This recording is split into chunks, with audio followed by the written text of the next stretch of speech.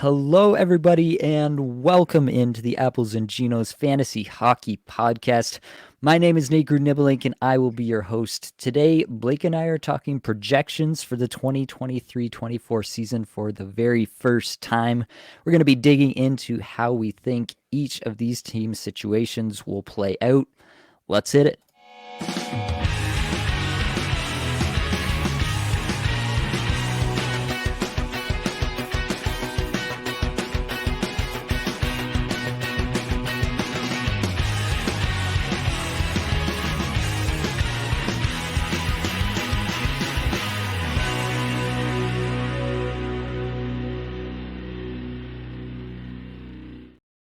Now, of course, everybody, I do have your friend and my best friend, Blake Creamer, with me. Blake, how are we feeling tonight? Oh, feeling awesome, buddy. I missed you. I mean, I got to see you in person, and it just felt like things were taking off, and then just crickets, just nothing. All right. you decided to have a family vacation, and I wasn't invited, but yeah, that's totally fine. Buddy, I'm stoked to see you. I'm really excited. We're in draft season, baby, and projections. I've been busting my hump over here trying to get these things going, so I'm really excited to have the conversation with you here. Absolutely. Yeah, this is one of my favorite topics every year. I honestly think that, like, for those listening, like, if you don't listen to anything else from Apples and Genos prior to your drafts, like, this is what you should be into. This is what you should be thinking about with each of these teams, with each of these players. I really think this is some of the most important content we put out in the pre-draft time frame every single season. So I'm really excited to dig into this. Now, before we do that, Blake, we do have to honor our tradition. We do have to ask each other a personal question. And this week we're going with, what's your favorite zoo animal? Love it. I love how Josh calls it the invasive question of the week. I think that's awesome. Yeah. So my favorite zoo animal, damn. I grew up in Calgary, Alberta, Canada, and they have a pretty awesome zoo down there. So that's something that we used to do as when I was a kid a lot. And I have some good memories down there. If I had to say one, I would say the gorillas, but only because there's a really funny memory. Like, they had this kind of big, like a cage, not a cage, like a lair, basically, like this circle lair that they were, these big gorillas were in, these silverbacks. And, all the people were up on the top kind of watching them around the edge. And one of the gorillas, it was pretty awesome as we're watching, just, proceeded to pick up a giant hunk of crap and toss it at this man that was on the side and just got douched right in the face. And, me and my brother were laughing our heads off. My dad was cracking up. And yeah, it's a good memory. And actually, even one more memory, you could go inside and see them behind a glass. And this one gorilla was sitting right up on the glass. And my brother went up to him and we're getting kind of close, like looking at this beast, and he just started picking his nose and eating it at an insane rate, like just rapid fire. Like, I don't know what was going on. And I don't know, he was just putting on a show just for us. And it was just majestic. That's all I'll say right now. A beautiful, beautiful creature. There you go. Gorilla. All right. Well, I don't really have as great a story, I don't feel like, but I will say I took my daughter to the African Lion Safari here in Ontario, and we went through, you'd like drive through all the various areas, and there's lions and there's all these different things. But yeah, previously I would have gone with like one of the pretty standard ones, like the lions are so cool, man. But this time I was just like, there was a rhino that came up like right beside the bus that we were in, and I just could not get over this thing. It's so big, it's so muscular, it's so powerful. Like, it is just incredible to think that we share a planet with some of these like, why is that on Earth? Animals. Like, that thing is insane. Who put that here? What's going on? I don't understand. Crazy animal. Yeah, so I'm gonna go with rhino. Final answer. Legit. Now, before we get into the projections themselves, I do have to mention, if you're enjoying all of the content that we're bringing you, and we are going to be bringing you even more content here on the Apples and Genos Fantasy Hockey Podcast all season long, but you absolutely have to jump into the Discord. Link is in the description wherever you're consuming this content. You definitely need to check that out. The conversation is picking up every single day. We're doing a ton of best ball drafts right now. I just kicked off the ninth one. It filled inside of like 5 hours. We're going to have to release another one probably tomorrow. These things are just going off every single day, and everybody's getting into the draft mode. So you absolutely have to get in there, and yeah, try it out for yourself. Get yourself ready. It's against sharp drafters, so you'll get an idea of what some sharp people are thinking about some of these players just by doing those drafts. Definitely get in there, if for no other reason than to at least get in those drafts. And also, I am going to ask that everybody who's listening right now does go ahead and give us a quick rating wherever you're listening. Really does help. And this is kind of the crunch time, quite honestly. This is when people, like the casual fans, are starting to filter back in, and they're going to come back to these episodes, right? Check out these episodes for yeah, for our projections and what we think about these teams and what we think about these players. So this is a really key time right now for us, algorithm wise, to get as many kind of reviews and ratings as we possibly can, and that'll really help us out and boost the signal of Apples and Genos worldwide. Nice. Nice. This All guy really jacks you up. Oh my God. If I could, I'd go in and rate it again. All right. Full honesty, I rated the pod myself 5 stars, or actually 4 stars. All right. I need to do a little better. So I gave it a 4-star. Here I was wondering who the jerk was who yeah, rated yeah, us 4 stars and is bringing down our average. There you go. All right, Blake, I'm ready to get into this. How are we feeling? You ready to go? Let's get the biz. All right. So, first off, we are going to be going through this alphabetically. So, obviously, Anaheim is first on the list. One thing we do want to address with each one of these teams is just the coaching situation. If anything has changed there, we do see that this is one of the biggest effects on how the season plays out for each team year over year. Coaching changes do mean a lot. It means a lot for the systems. It means a lot for, yeah, the offensive capabilities of the teams that these coaches take over. So here in Anaheim, we have Dallas Eakins out. We have Greg Cronin coming in. Greg Cronin, we don't really have a lot of information on this guy. First time head coach, was coaching in the AHL previously. I did run across a quote that said, they really need to have some more team scoring. They're going to have to try to design a system that's going to invite a team scoring mentality. And they need to recruit more scoring into their team because they're not going to win a lot of games if they score at the rate that they scored at last year. So he is talking like he wants to have more scoring on the team. I mean, I think most coaches probably do want that as well, but it's at least nice to hear him paying lip service to the idea at this point. I don't really think that this coaching change in particular changed a lot of things for me personally in terms of the projection, but it's worth noting that anytime you have a coaching change, that there is going to be just naturally more variance in player projections. And variance is not a bad thing, I would say. Like, a lot of people think variance, oh man, I can't trust this projection. No, you just really have to think about what the baseline is and then kind of give yourself some additional plus minus on either side if the coach decides to run things a different way. So basically, I honestly think of these situations as kind of more intriguing because in a lot of cases, these are where your true breakouts and true deployment changes are going to come from, are from these situations where the coach has a different idea about a certain player than the previous coach did, and he uses them completely differently, gives them, in some cases 3, 4, 5 more minutes per night, and then that player becomes instantly fantasy relevant just by virtue of the time on ice. So just something to think about anytime we mention a coaching change. I do think you should be thinking about this. Just adds a little bit more variance overall as to what we can expect from these teams. So one thing we are also going to talk about with each of these teams is how we see the top couple of lines shaking out. Obviously, for fantasy purposes, usually it's the top 6 we talk about in terms of the forward lines. That's where most of our fantasy production is going to come from in most cases. So for myself, I saw the first line shaking out in most cases. Like, there's always going to be, obviously, every single team is going to go through some patches where they try to shake things up and move players around. But in general, I see the top line as Trevor Zegras, Adam Henrique, Troy Terry, and then the second line being Mason McTavish, Alex Killorn, and Ryan Strome. What do you think about that there, Blake? Any pushback as to how I've got this top 6 lined up at the moment? No, that makes total sense to me.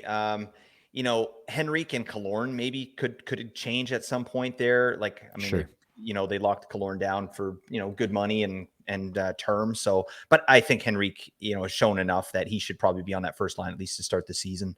Yeah, and I love what you said about the coach too. That's so key, and like something we have to really keep a keen eye on, because yeah, exactly what you said. Like a guy who's maybe not fantasy relevant all of a sudden becomes fantasy relevant. Like look at Brandon Montour.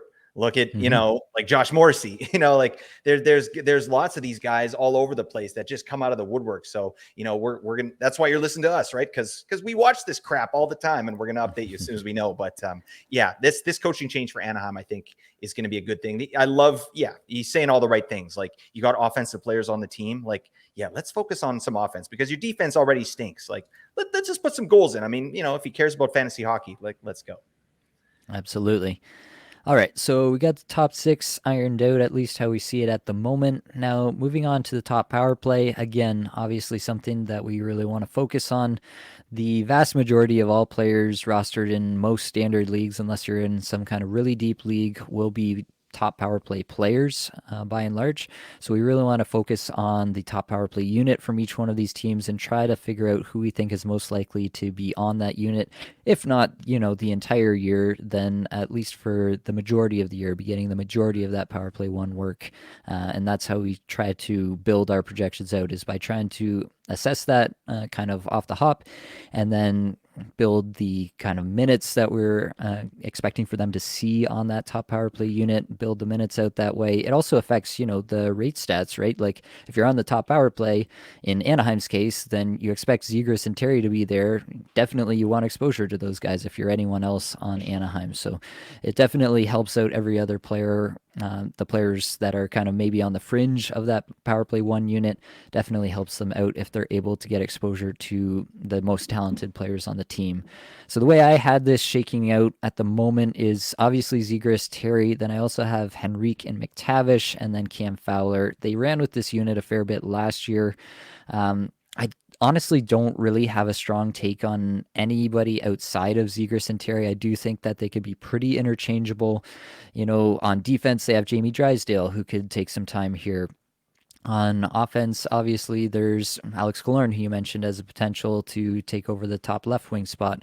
I could see that going in a bunch of different directions, and I kind of hedge my bets a little bit in terms of the projection, where I do have, like, I'm saying that Henrique and McTavish are on the top power play unit. I have them each projected for 2 minutes and 45 seconds of power play time, and I have Alex Killorn projected for 2 minutes and 15 seconds of power play time. So in the end, I have them obviously, Henrique and McTavish getting a little more exposure to Zegras and Terry, a little more exposure on the top unit, so that boosts their numbers, like their, the numbers that actually generate the percentages and generate the actual points at the end of the day.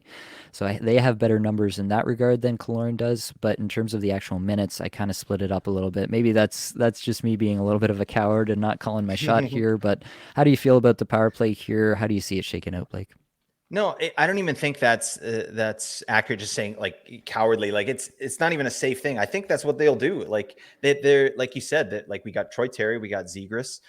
The other guys, I mean, I don't know. It's a new coach, right? So who's going to be the coach's boy, right? I like McTavish there. I actually projected him for 3 minutes, so I think he's going to be a staple on that power play. But after that, I'm not even sure about Cam Fowler. And this is maybe a bit of a hot take. I have him projected for power play one and all the power play one points, but like, the back end in Anaheim is interesting, right? They've got a lot of young talent, like Jamie Drysdale. I mean, I think I don't know that he's ready to take over power play one, and I don't know that Olin Zellweger is ready to do that either. But they're going to be there, you know what I mean? And Mm-hmm.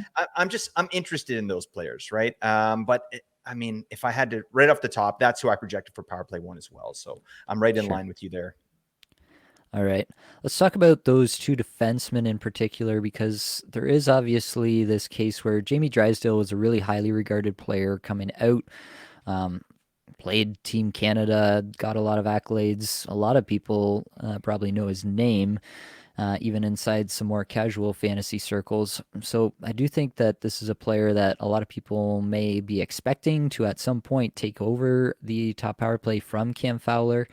I'm not like thrilled with the underlying numbers I've seen with Drysdale so far. He still is very, very young, so I do want to give that caveat. Um, but it's kind of just hard for me to see how he really takes over from Fowler unless he does take a big step here in this season, which is definitely possible. Overall, though, right now I have Fowler for 45 points, 15 power play points, and I have Drysdale for just 29 points with 9 power play points. You're a little bit more bullish, actually, on both of them. Fowler for 48 with 14 power play points, and Drysdale for 39 with 12 power play points. So, talk me through that a little bit, Blake. Talk to me especially about what you see from Drysdale, and if you think there's a chance he could unseat Cam Fowler, because obviously that's what we're going to be monitoring for fantasy purposes. Yeah, for sure. And just full disclaimer, on my projections here, I found that I'm basically bullish on everybody. I like my offense. All right. And so, looking at my projections, zooming out and having a look at them, like, yes, I could say some of them are maybe a little bit on the high end, but, I'm kind of taking swings on players that I like. And so Fowler, I've got him for 48 and 24 and a half minutes. So getting his 13, I've got him for 13 power play points. So that's pretty standard stuff. But to me, Drysdale, I have him a little bit different than you. I've got him projected for just under 22 minutes. So where I think you have him for 19. So I think Mm-hmm. that's where the extra points are coming from, not so much on the power play. Because on the power play for Drysdale, I've got him just over 2 minutes. So, but I think that there might be some changing, like Fowler and Drysdale maybe kind of going back and forth as they try and figure things out, because Anaheim's going to Mm-hmm. be stinky all season. Yeah. So, they're going to be throwing guys in there. Fowler will probably get injured. You know what I mean? Like I think he'll get a look, Drysdale, on power play one at some point, and that's kind of where you get the 12 power play points there. But the bigger number there is more due to ice time. And I think just because I think who else are they going to put out there? Like they have Radko Gudas. They just picked up what's that guy's name from Buffalo? Labushkin. It's just a fun name to say. They traded like a 4th-round draft pick to get Ilya Labushkin. So I mean, maybe he eats some minutes, but I mean, who else is it going to be? Drysdale's next up. He's coming off injury, and I'm expecting a bigger deployment for Drysdale, and I think that's where it comes from. But I don't know. Yeah. Cam Fowler is still number one in my opinion. Yep. All right, let's talk about some differences in the projections. So we got at least one player from each team that we're going to talk about where we had at least a relatively large disparity in our projections between the two of us on the player. So the player from Anaheim that we were the furthest apart on was Ryan Strome. You have him down for 51 points, and I have him down for just 41 points. So basically what I'm seeing here is I have him for a lot less time on ice than you do, basically 2 minutes less time on ice than you do. So that's the majority of it. You have him for a lot more power play work as well, which is the majority of that time on ice. So I'm pretty sure that's where it's coming from. So talk to me about that. Obviously, we talked through the top power play. We don't have Strome in that group, but it seems like you're baking in at least some chance that he's going to get at least a portion of that at some point. Yeah, that's really it, honestly. I mean, his numbers are pretty much in line with what they were, at least deployment wise, last season. My numbers that I have for him, they're a little bit higher, but I think he had, if I'm just looking at now, like 17 minutes time on ice, over 2 minutes time on ice on the power play. So I'm kind of just baked in something similar, and this is sort of the way that the numbers came out. But again, like we talked about, there's a lot of guys that I think are going to be interchangeable that aren't named Troy Terry and Trevor Zegras, right? And McTavish could be in that group as well. Although I do have him for 3 minutes on the power play, I still think Strome is going to get a look at times, and he's a good offensive player in my opinion. I mean, on this team, he's a good offensive player on this team. So 50 points seems, that might be kind of a little bit high for Ryan Strome, but I do think Anaheim in general is going to be better offensively. Partially due to the coaching change, partially due to like their younger players developing a little bit more, right? Like guys like Trevor Zegras and Troy Terry, I think they're good to go this year. Like we've got some good projections for them, like really nice fantasy projections for them. And then, McTavish is right along with them. So yeah, it's not a player I'm going to be drafting anywhere, but Anaheim of course has the best streaming schedule for the season. So you're going to get some Ryan Strome in your life. And I think, 40 to 50 points is probably right where he's going to be. Mm-hmm. Yeah, I do think we kind of probably bookended his most likely range of outcomes between the two of us there for sure. And it is a good point that Anaheim is going to be one of these teams that you're going to be looking to stream from. They do again have the most off nights this season, so definitely we're going to be looking at these guys, the McTavishes, the Henriques, the Vitranos, the Stroms, the Kalorns. They're going to be on your waiver wire, and you're going to be interested on a lot of different weeks because of all the off nights these guys have. Now let's talk about. We're going to do this as well for each team. Anyone that stuck out in particular, we're pretty much the same. I would say on Trevor Zegras, you have him for a few more goals. I have him for a few more points overall, but 74 points for me, 70 points for you. That's pretty standard stuff, I think. It would take another step from Zegras to see something beyond that that we just haven't seen yet from him. For Troy Terry, I'm a little more bullish than you. I have him down for 81 points. You have him down for 74 points. We both have him up for 33 for me, 38 for you in terms of goals. So we're definitely seeing a solid goal scoring season from Troy Terry regardless. Talk to me about Troy Terry. Talk to me about how excited you are about drafting him. Do you think he's going to be a target for you? I think that a lot of people are just going to have the stench of Anaheim here and they're going to turn away from Troy Terry in drafts. Yeah, absolutely. He's a target of mine. I mean, speaking of, I've been doing those best ball tournaments or those best ball drafts or whatever. I've picked up Troy Terry in a couple of them already because he just comes to me at value. And if I'm valuing this guy as a 70 point to 80 point player potentially, like, dang, you know. And I think he's got it in him. Obviously, he had 37 goals in 2021, but that was with a really high, really efficient season. He shot 19.3% that season. So I don't expect that. But I mean, I've got him for like 14.4%. And I think that's kind of in his wheelhouse. And I've also got him shooting a little more this season. But Troy Terry, he's like, to me, he's not Jack Hughes. I'm not saying he's Jack Hughes, but he's in the mold of Jack Hughes, in my opinion. Like the way he rushes, the way he gets chances off the rush, the way he, just creates offense in that way. He's an excellent puck carrying player. And I'm getting really big on players like this, right? Jack Hughes included, but Troy Terry to me is like a mini Jack Hughes, like without the ceiling, right? But he's going to get all the minutes. I think his deployment could go up a little bit. And yeah, 70 to 80 points, bang. I'm all in on Troy Terry this season. I'm excited because you're going to get him at value. Get him at like 100. Yeah. Yeah, absolutely agree. Troy Terry definitely a target. The thing that's really sticks out for me is Troy Terry the last two seasons has rocked a 76% IPP. The season before that, even before the breakout, he rocked a 71% IPP. Those are numbers you expect out of like Sidney Crosby. Like this is a guy who, despite an absolute lack of anything around him, is still carrying play at a really significant rate. And honestly, like, what if Zegras does take that step, right? What if McTavish takes a big step this year? Like, there's a lot of ways in which Terry can get furthered by other players taking a step this year. And that just kind of takes some of the load off of him. Regardless, I think Terry is pretty safe to score at least 70 points this year.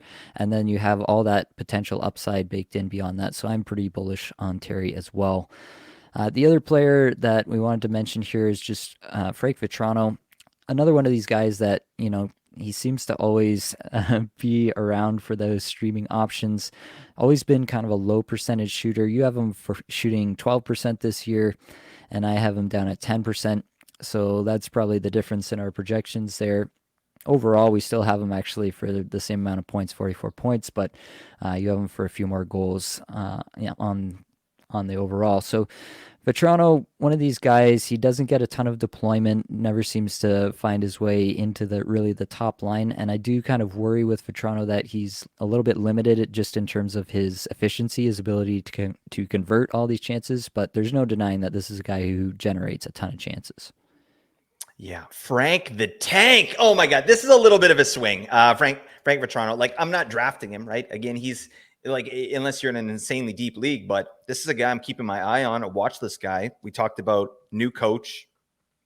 What does he do with Frank Vetrano? Because I just predict that Anaheim will be better just a little bit better this season, right? And I think his shooting percentage, yeah, he's not a great efficiency shooter. Jeez, I can't say You that. got it. Yeah, I got it. But I think he's going to be better than he was last year, and I've got him for 12, which would be like a career high. All right, so I'm taking a swing there, but not a crazy career high, right? I've got him for 28 goals. This is peak, like ceiling Frank Vetrano if he gets a sniff, of the top 6 in any capacity, right? And I think he's just a great offensive player, and he's got some decent players around him, but he needs that deployment. And he had a career high last year in that as well, just under 17 minutes. So I don't know. It's the player I'm keeping my eye on. For sure. All right, we got to keep this moving. We're trying to get through 8 teams for you here Dear today. So let's God. talk about Arizona. Coaching situation there is unchanged. Andre Torini is back for this season. Let's talk through the top 2 lines over there in Arizona. We feel like we probably have a good idea of what that first line is going to look like this year after it really performed quite well down the stretch last year. That'd be Barrett Hayton at center with Clayton Keller and Nick Schmaltz on the wings. Now, the second and third lines, Yeah. honestly, like it becomes a middle six Put it in a more blender. so than a top 6. Yeah, I threw it together as Travis Boyd, Alexander Kerfoot, Jason Zucker as the second line, with Ew. Nick Bukestad, Lawson Krause, and Matthias Michelli as the third. But honestly, you could convince me of a lot of different ways here. Yet there's obviously the talk that Logan Cooley's going to join the team, and maybe he goes straight to the top 6, maybe he doesn't.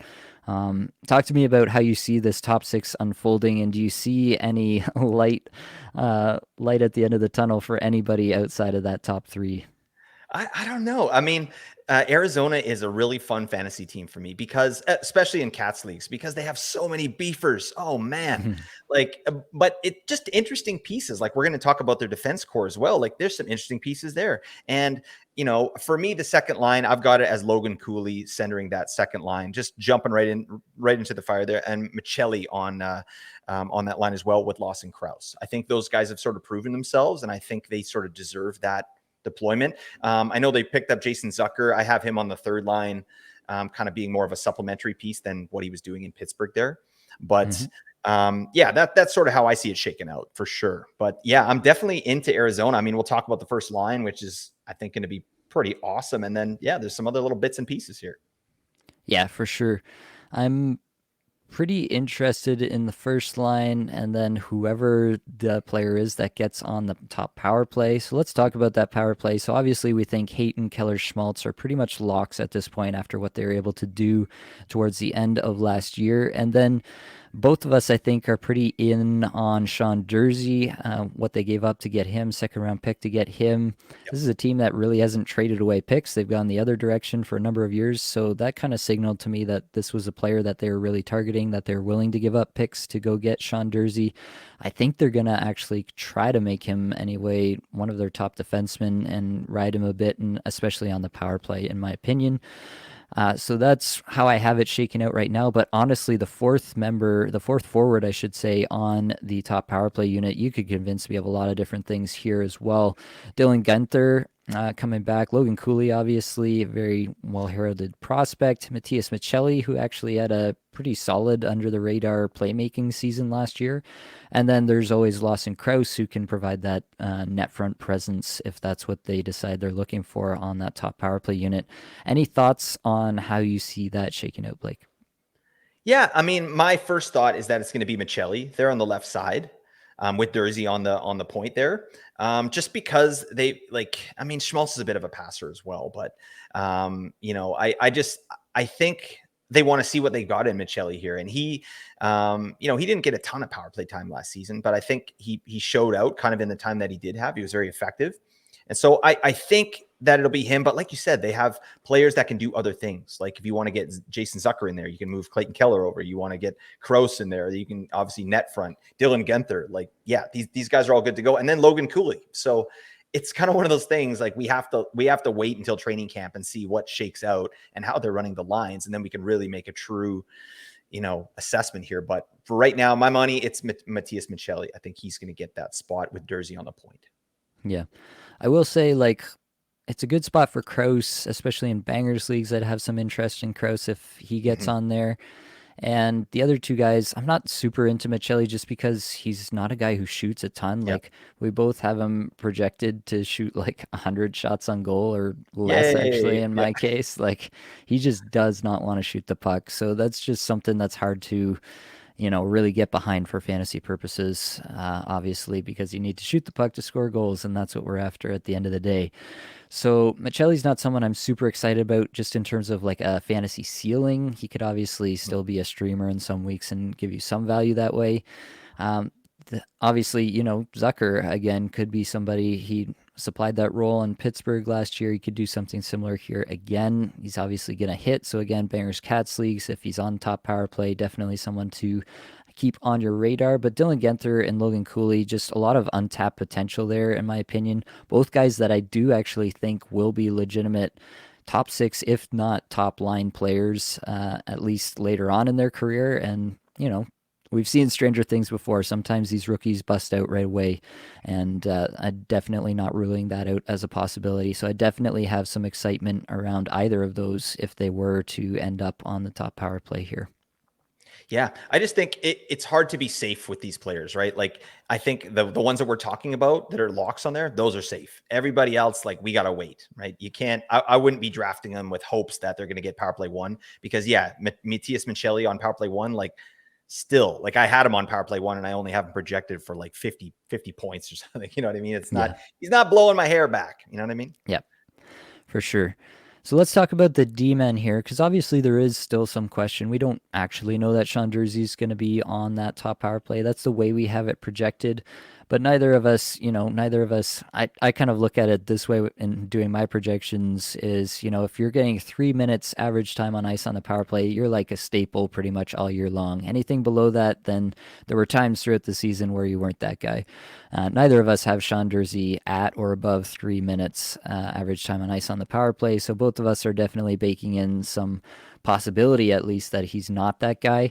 Even so, like, the projection doesn't look spectacular for Durzi for either of us. I thought I was really low at 38 points, but you came in at 41. So like, if that's the bull case, then I'm just not going to be as excited as I thought I might be about Durzi. And really, it comes down to he's not like a wildly efficient player at anything. He's a decent guy in terms of shooting percentage, but he doesn't shoot a whole lot, especially at even strength. And then the IPP is nothing to write home about either. He's not factoring in, at least in LA, he wasn't factoring into a huge percentage of his team's chances. Maybe the new situation does him good and he takes a little bit of a step there and we can see him get up into that 50-point range, but I don't think that's something you can really project as a base projection at this point in time. Valimaki obviously played a bunch there last year and had a good stretch there, at least in terms of generating a bunch of assists. And then they bring in Matt Dumba, who's played a power play role in the past, not really so much for the Wild the past few years. Just your general thoughts, Blake, on the defense core and how we're kind of parsing this defense situation, especially relative to that top power play unit. Yeah, it's a bit frustrating for fantasy, right? It's great for Arizona, right? Like, I like the Dumba Sure. move there as well. Like, that's great. Get a guy in here who could do some stuff, like a veteran guy. This is a young team, but like, they're basically capping all of their ceilings by just existing on the same team. You know what I Yeah. mean? Like, throw JJ Moser in there as well. So you got Moser, you got Valimaki, Durzi, and Dumba. They no one's really going to take the reins there. I was a little higher on Durzi, but I was with you. Like, once the number came out, I was like 40. Oh, okay. Like, I Yeah. guess I'm not as high, right? Because I have him projected for a lot more ice time than he got last season as well. So I'm like, okay, this should be good. And it just didn't come to fruition that way. So I think while all of them exist together on that team, like, unless the coach throws out like a 66% power play share guy, like, that it's going to be hard to roster these guys unless you're just streaming them in on a good week. Mm-hmm. For sure. Let's move on, talk about differences in projections. So Logan Cooley, this is a player I didn't actually project, and I'm not honestly planning to. I find it really difficult to project players. I don't have a good system for projecting players anyway that are coming, from the NCAA in this case, or from really any league outside of the NHL. And I don't want to just, make up some numbers and call it good. So that's been something that I've shied away from in the past. Based on the prospect profile and all of these things that we know about these players, I would still decide where I want to take them in my fantasy drafts if I do. But not a player that I projected. You did take a stab at it. I know you dug into his numbers a little bit to try to get an idea of where you thought he might come out, and you came out at 49 points. That's with just over 2 minutes of power play time, so definitely not true power play one that you're baking in there, but also about 15 and a half minutes total time on ice there. So talk to me about Logan Cooley. Do you think he has upside beyond this 49 points? What's your general thought? Do you think you'll be drafting him anywhere? I did draft him in one of the best ball leagues with like my second to last pick or something like that because he was just there. But yeah, I mean, when to your point, like I don't really like just throwing a bunch of numbers out there either. So I try and have comparables, right? So I look at different comparables, first year players, and I did that with Logan Cooley, and also just kind of looked at some of the statistics that he brought to the table. But you got to make sure that I always try and project rookies really low because I'm not going to be like, I mean, Yeah. unless you're looking at, excuse me, unless you're looking at like Connor Bedard, right? Where you're like, Yeah. yeah, I feel comfortable there. But, unless you're Connor Bedard, I don't feel comfortable. So, Yeah. I like 49. I think that sounds reasonable to me based on sort of the numbers that I saw. And again, like you said, it's baking in like 2 minutes power play time. If he gets power play one and they just ride the kid, like, okay, yeah, I think there's, maybe 60-point potential, but I like 49 here. I think that's reasonable. Chances are it's probably going to be less. Like this is a young guy, first year in the league, Yeah. and the team is stinky. I don't know if that's the best development to get him out there, like just getting railed by a bunch of NHL teams. You know what I mean? Yeah. Totally agree. Yeah, just generally, I guess my philosophy on rookies is unless they're truly elite, I'm just usually out. Like often honestly seems like it's the guys we weren't expecting that break out as rookies. I think of Lucas Raymond a couple of years ago. There's other examples I'm sure that we could pull, but it Cider. usually, yeah, Cider definitely from the same team. So there's definitely, I think, an element where unless it's a truly elite player that we're all expecting coming straight out of the draft going into the NHL, number one overall pick, everybody's super excited about them. Unless it's that player and we really feel like we know what that player is, then it's probably just a hands off situation in most places for me when it comes to rookies. All right. We did already talk about Dursey, so we don't need to go over him again with regards to our sticking out in particular section here. You did have some love for JJ Moser. You want to talk about Moser just a little bit more? He's like I said, I mean, everything I just said holds water, I think. Like, yeah, they all kind of cap each other. But if somehow Moser comes out on top and he's getting that power play deployment, like I looked into some of the kind of micro stats, like transition stats, zone entries, all this. Like he kind of shows out better than the other guys of Mm-hmm. those three or of those four. So I don't. It's just something to watch, right? Daily Faceoff has him as the quarterback of power play one, which I don't agree with, but I don't know if he somehow gets that, like that is going to be a player we're looking at because he's got better periffs as well than the other guys. So besides Dumba, right? But Dumba doesn't have the offense that Moser is going to have. So just a Mm-hmm. player to watch. And we really need to see what happens on that power play one in Arizona. And if it sticks, right? If it's all wishy-washy, then I mean, these guys are not going to be rosterable. For sure. Let's keep going. We'll talk about Boston next. Obviously, Boston. they are not going to be moving off of their coach after the season. They just had Jim Montgomery's back in town. Top two lines here, definitely going to be some shakeup after both Patrice Bergeron and David Krejci retire. Right now, I have it shaking out with Pavel Zacha centering Brad Marchand and David Pastrnak, and Charlie Coyle centering the second line between James Van Riemsdyk and Jake DeBrusk. How do you see it shaking out, Blake? Any pushback for me there? Oh, I'm gonna push back, buddy. I don't know what the hell I'm talking about. I think they're gonna. I feel like they're gonna load up the top line. So I think they'll go Marchand on the left on the top line there and drop down Ben Riemsdyk to the second line. But I could totally see it going the other way as well. What the hell is that second line? Oh my god! If you take Marchand off there, sheesh. This Yeah. is not the team we knew from last year. That's for sure.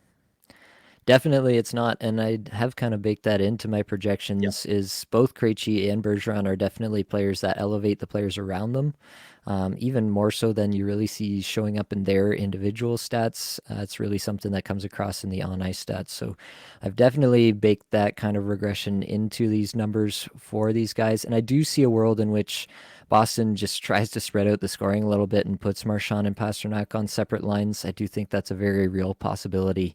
I would say that I would see Zaka as being more stapled to Pasternak. He was with Pasternak and Krejci actually most of last year.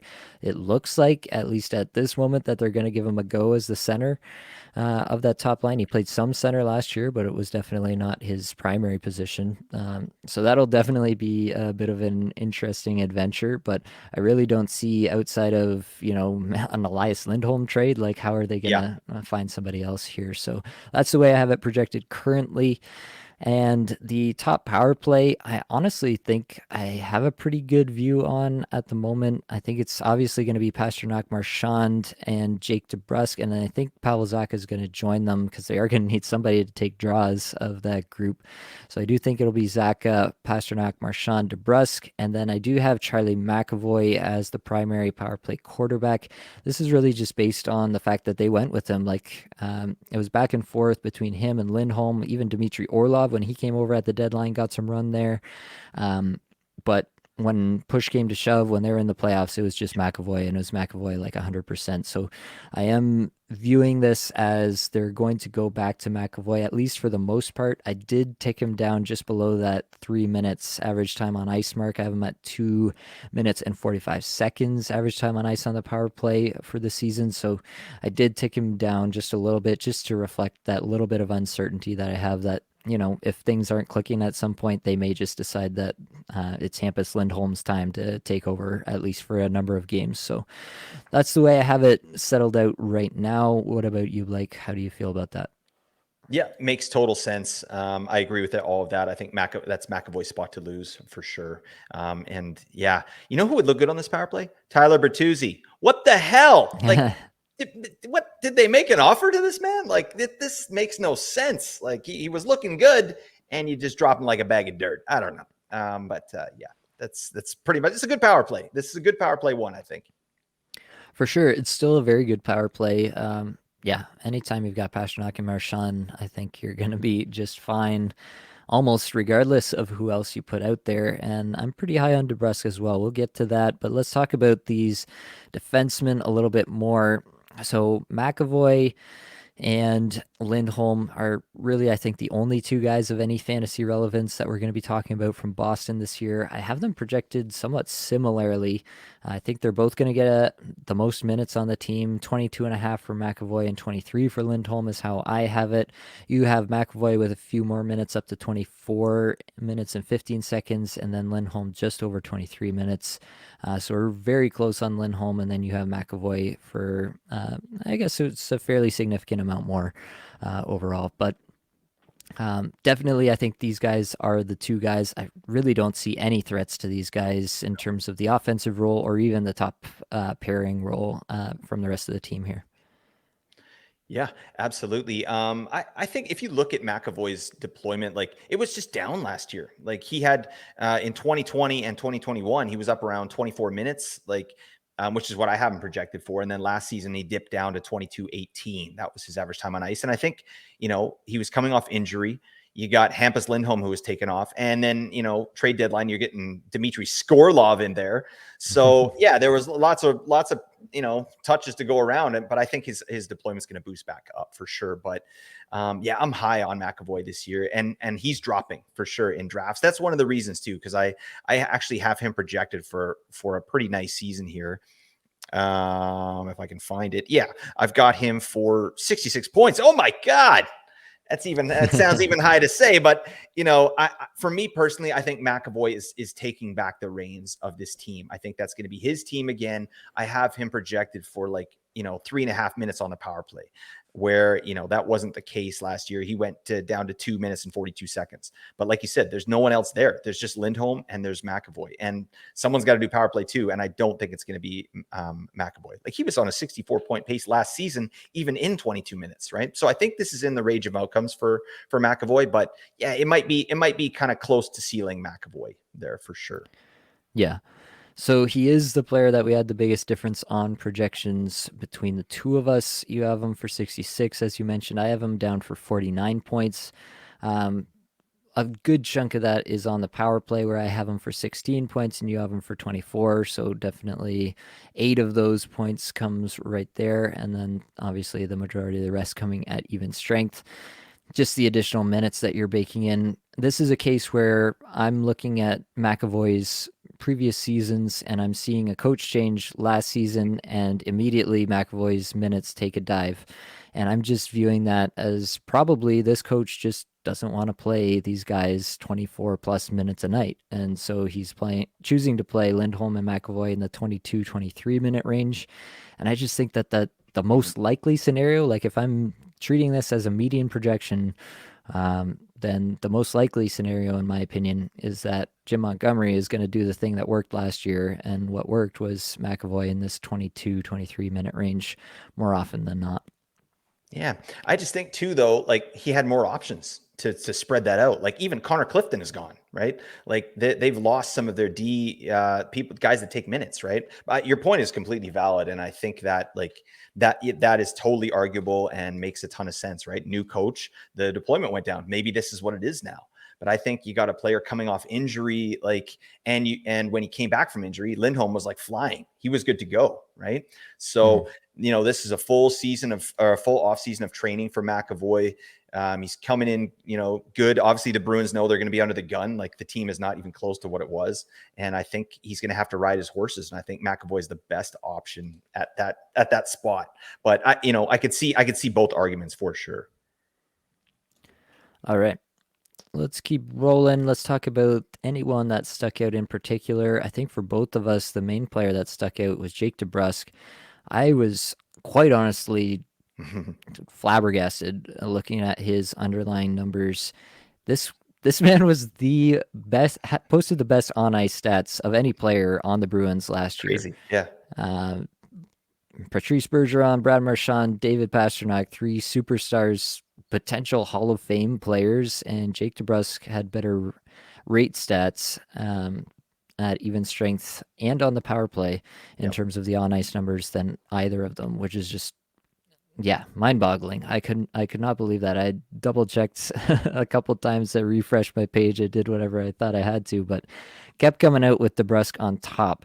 So basically, when I look at that, I think, man, DeBrusk really has a ceiling here. Now, this is another player where he was not treated so kindly by the new coach here, but also this year, I feel like there's not as many options. Like, who else are they going to play? Are they really going to elevate AJ Greer or Trent Frederick to play a bunch more minutes? I really don't think there's much of a chance of anyone really taking over DeBrusk minutes. Really, the only thing I could say is that maybe, JVR takes the top power play role that I envision DeBrusk having here.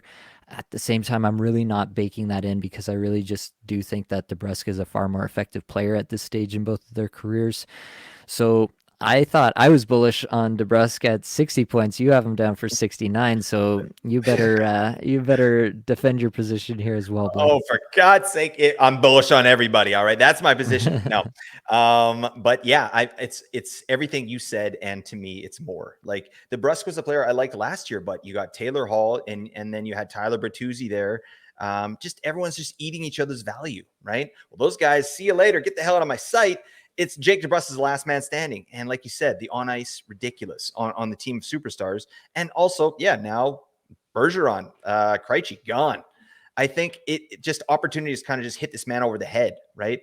Unless someone comes out of the woodwork or they make a trade. I think Jake DeBrusk is kind of, he's going to get that power play one. That power play one's going to be good. And his shots on goal per 60 too, ridiculous. Like, he's right up over those marks that we like. His IPP is solid.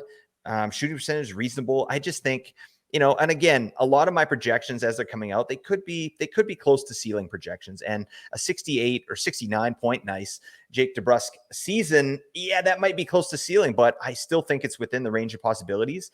And yeah, I mean, I wouldn't be good on the Price is Right. You know what I mean? You got to get under no, I would go like, close to it, but like over. So that might be the case here with Jake DeBrusk, but I do think, 60 to 70 points for Jake DeBrusk is in the wheelhouse.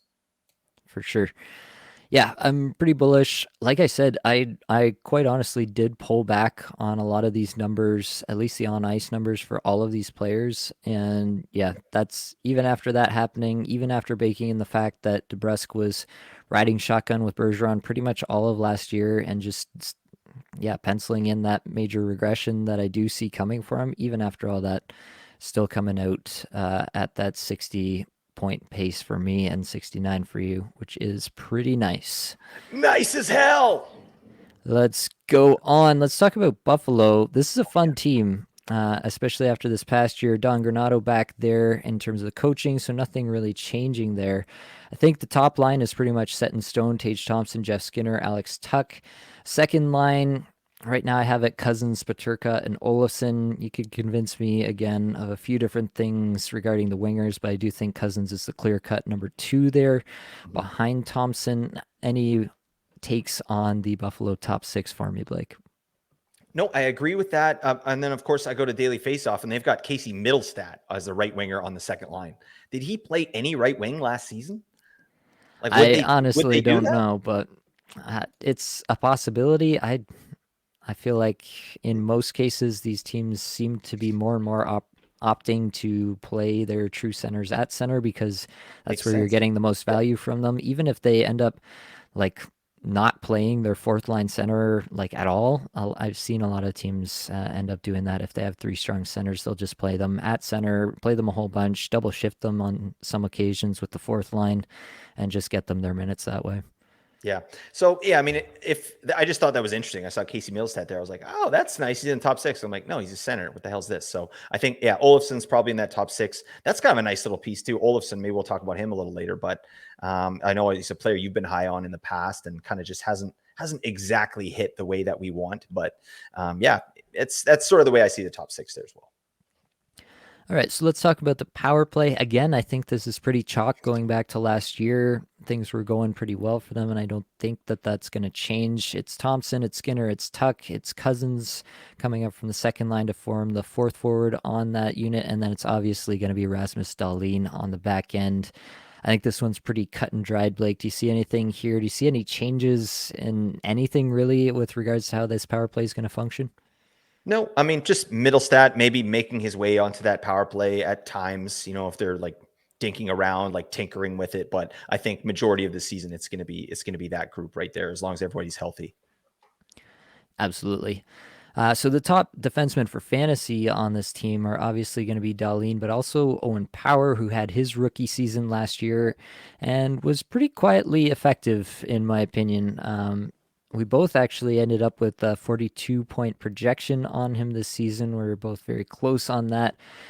He's not really a shot generator. He's not really like a huge producer in those senses, but he's going to skate a ton of minutes. He already skated a ton of minutes last year as a rookie, so I don't see that changing.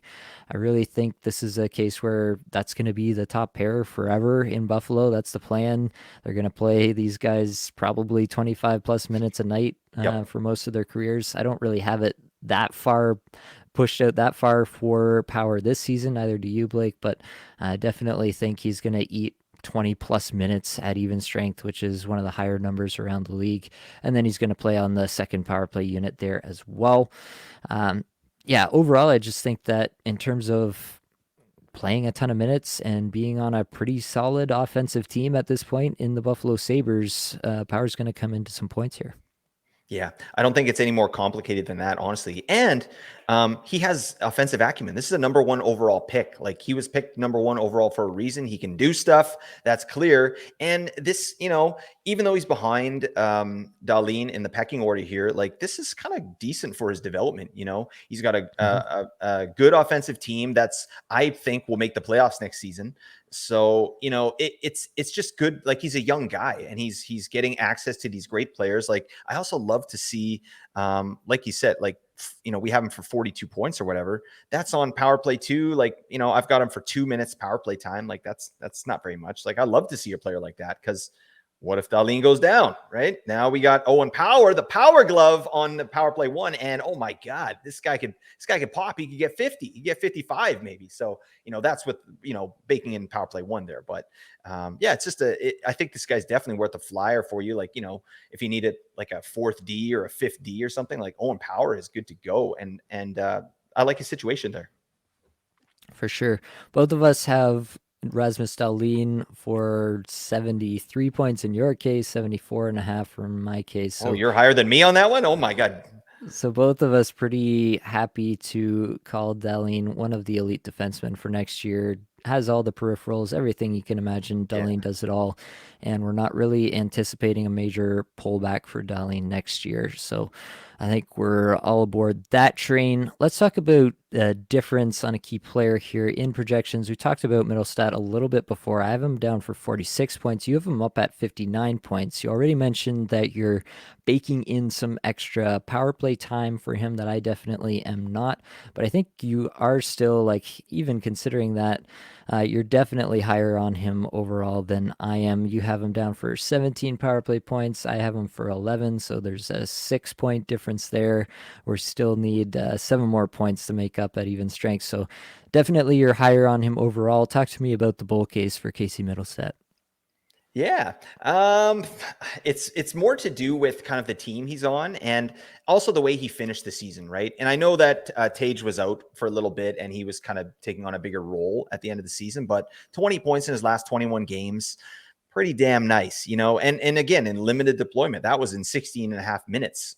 He was getting 20 and 21. So he's also in a contract year, which, you and I have gone back and forth about that a little bit. I don't put a bunch of stock in it, but I do put something in it. It's like something that's just on the side of this guy. Like, he's motivated, at least personally, to, I need to have a good year because I want to get paid, right? Not that is going to equal a bunch of points or anything, but it's just something in the background. And yeah, I just like the team, first of all. And I don't know, does he actually get in the top 6? Like, that would be insane. I'm not projecting that, but I think it's, again, the power play where he's going to kind of moonlight a little bit, based on injuries and whatever else. Like, when I do my projections, I don't project for injuries, but I kind of have that in my mind. Like, yeah, there'll be times this year where someone goes down on that top power play, and I think Middlestat's going to be the next guy up. He's going to be the guy in there. Like, Jack Right. Quinn's injured. He's not going up.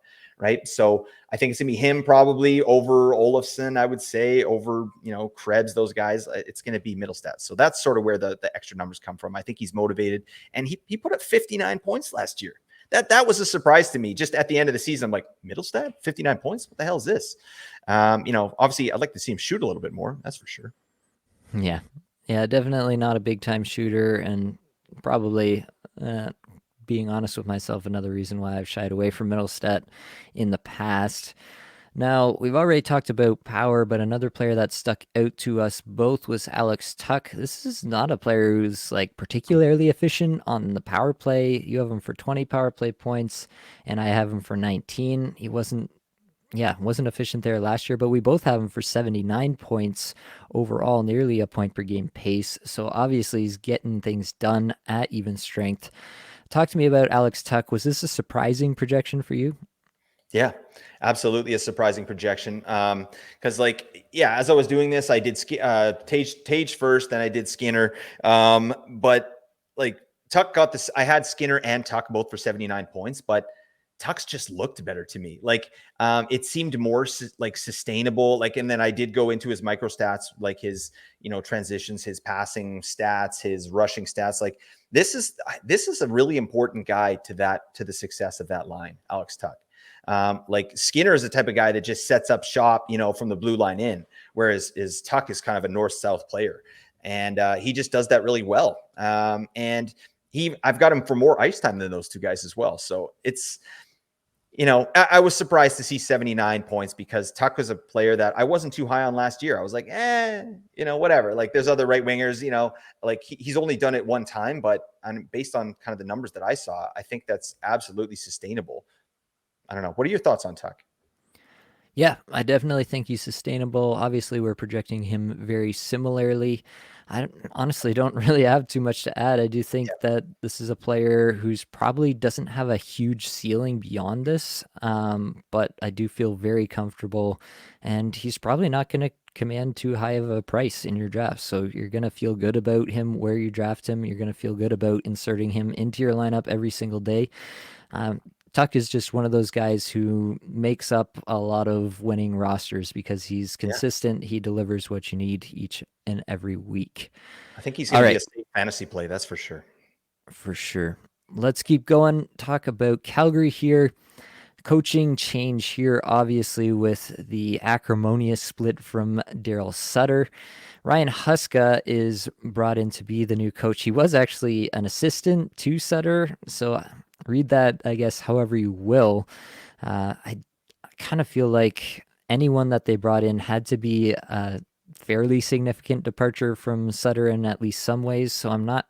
In some cases, you think, if they bring up the assistant, maybe it'll be a lot of the same, the way things were before.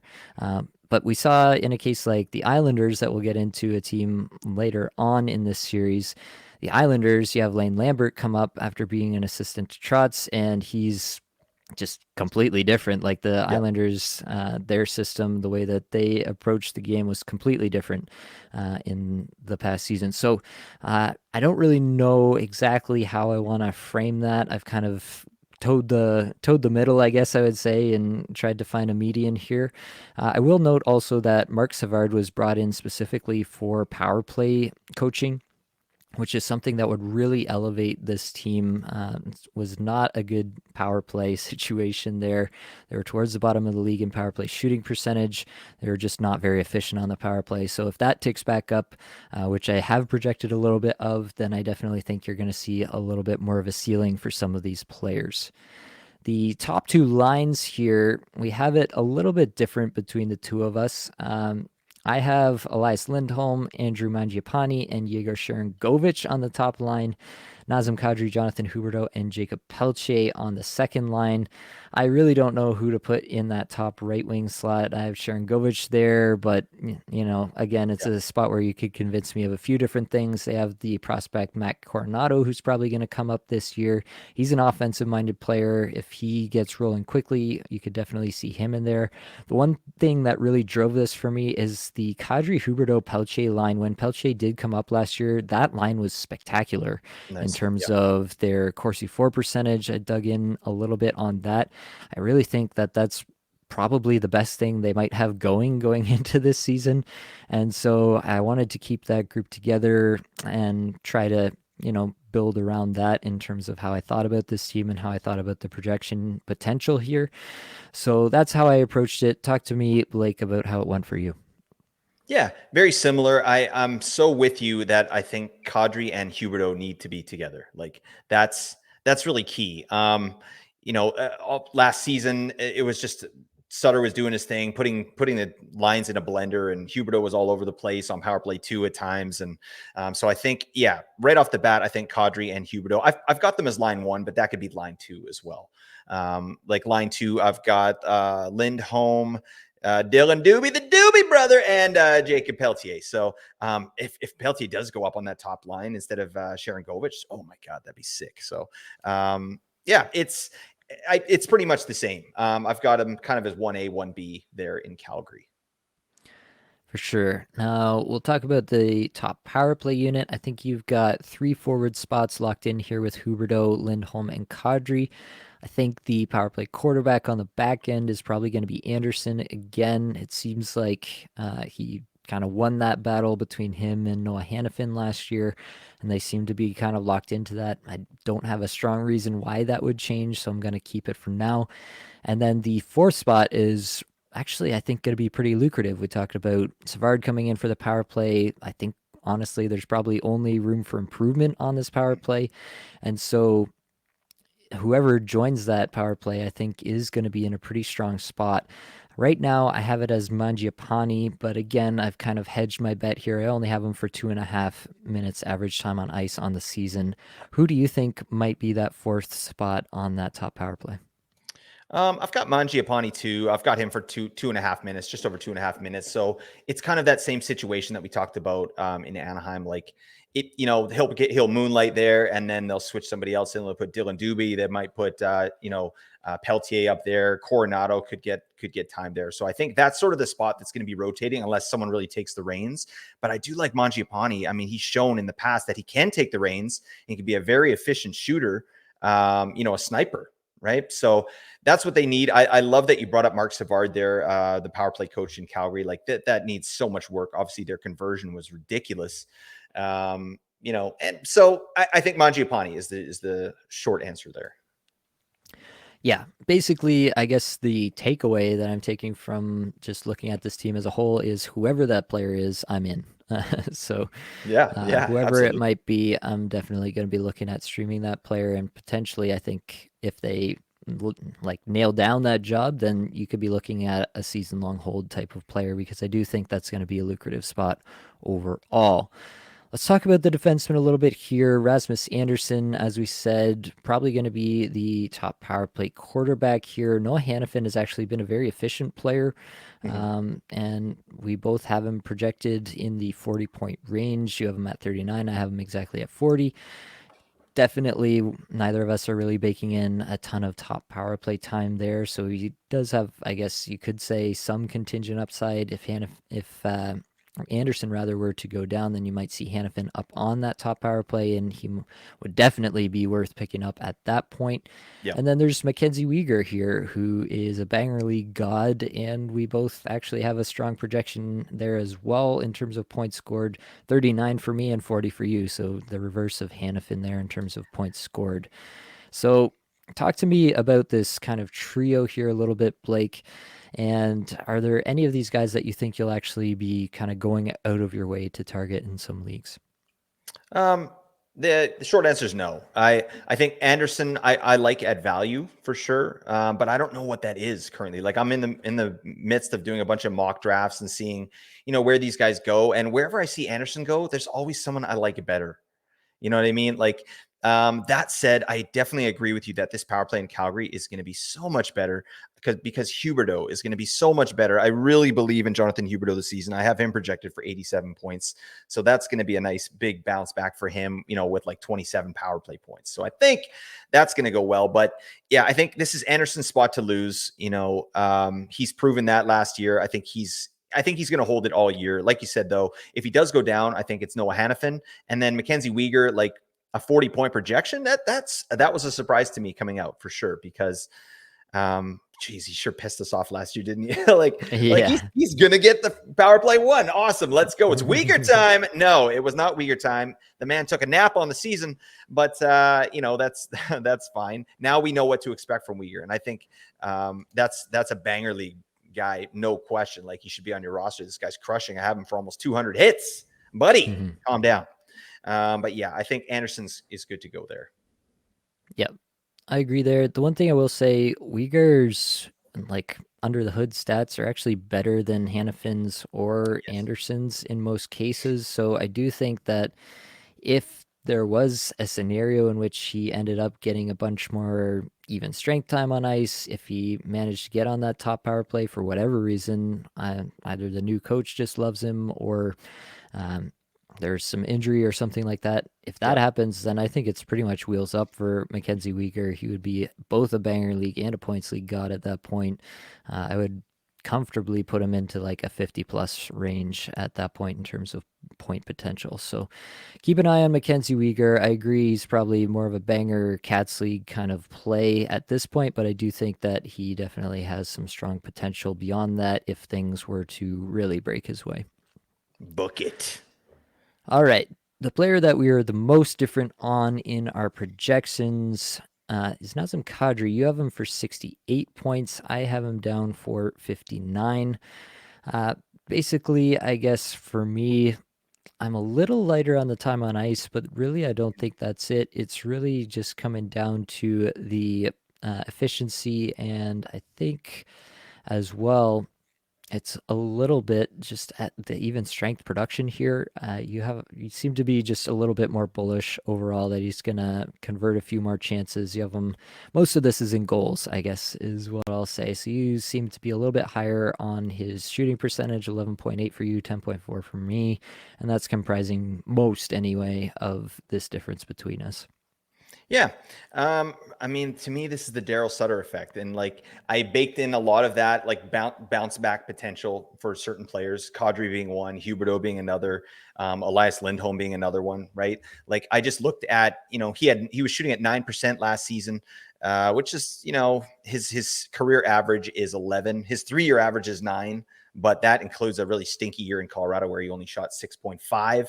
So I just think, maybe I hit it a little high there in terms of his shooting percentage, because I think I'm not sure what I had him at here, but yeah, like 11.8 is what I projected him for after a 9% season. So I think it's going to go up. Does it go up to 11.8? Maybe not. Maybe it's closer to like 10, 10.5 or something like that. But I just think they're going to be so happy to be rid of the grumpiest man on earth, the grumpiest man on earth's father. All right. Daryl Sutter, father to Brock Nelson. All right. That's the rumor we're starting to spread here at Apples and Ginos. All right. They both cheer up, boys. All right, buddy. Have a Coke and a smile.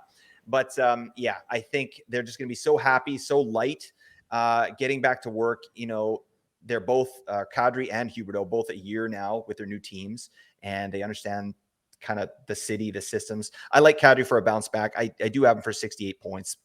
Again, close to his ceiling, I think. But yeah, and that's just due to efficiency. It could be a little bit high, but I still like it. I like the player, and he bangs. All right, he's good for bangers too. He does do that. You can't deny it. Really, just one other player that we wanted to talk about that stuck out is Jacob Pelche. I really think that this is a guy with some real potential. Now, I've been bitten on this before by guys like Cole Sillinger in the past that I've jumped all aboard, but at least the early returns on Pelche were really promising in my mind. Definitely, I think he got a little bit of a boost from playing with Huberdeau for most of his time up, but I'm also kind of projecting that that's the most Mhm. likely scenario for him this year is that he's going to play on the other wing with Huberdeau once again. So we'll see if that comes to fruition, but if it does, I do have him down for a 52-point season, and that's just under 15 minutes average time on ice. Like, I'm really not baking in a ton of potential for him to get lots of minutes, even at even strength. Definitely not as much as the top guys are going to get.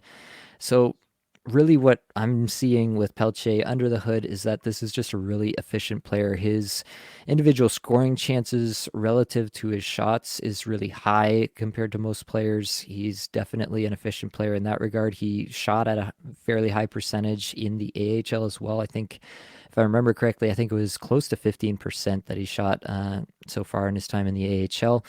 So I think this is just a pretty efficient player, one who had really good on ice numbers to go along with that. I really just think that this is a guy who actually really fits what Huberdeau wants to do. Huberdeau Mhm. wants to set up the perfect pass, and Pelche is the guy who can get into that spot and tap it home at the end of the day. So I'm pretty bullish on Pelche overall as a guy who could take a step this year. I think 52 points, as I've got him for here, is probably a bit of a bullish projection, but honestly, I could see him going off for even more than that if he really found his way into favor with the new coach and got the kind of minutes that some of these other guys are going to get. I love it. If he locks that line down, bang. That's exciting stuff. That's a player I'm definitely interested in if he's sticking with Huberto and Kadri for the season. Boy. Absolutely. We'll keep it rolling. Carolina is the next team. I don't really want to talk about the coach of the Carolina Hurricanes because it's Rod Brindamore, and Rod Brindamore's sole existence on planet Earth is to bring us pain as fantasy hockey managers. Many have said this, not just I. But we can talk about the top two lines here. Sebastian Aho is obviously the top line center here. Right now, I've got it Bunting and Jarvis on the top line, and then Kakanyemi between Svechnikov and Natchez on the second line. We did get some news that Svechnikov should be ready to go for the start of the season, so that's good just to get All that right. confirmation. Love to hear that. love Svechnikov as a player. Just wish that he had someone other than RBA as his coach so we could see that full potential shine. Anything inside this top six that you want to note here, Blake? Nope, that's what I've got as well. So I'm excited. Hopefully, it's a true top six, and he plays them top 6 minutes. Buddy, get your washboard abs and get the hell out of my sight. All right, there you go, Rod Brindamore. That is the dream for everyone. The problem is that it's really been working for Yeah, they're a Carolina good for team. They're a quite really good some team. time. Yeah, So they really have no reason to change. And I definitely I didn't hate this. Yeah. project any kind of change in how these players are going to be deployed.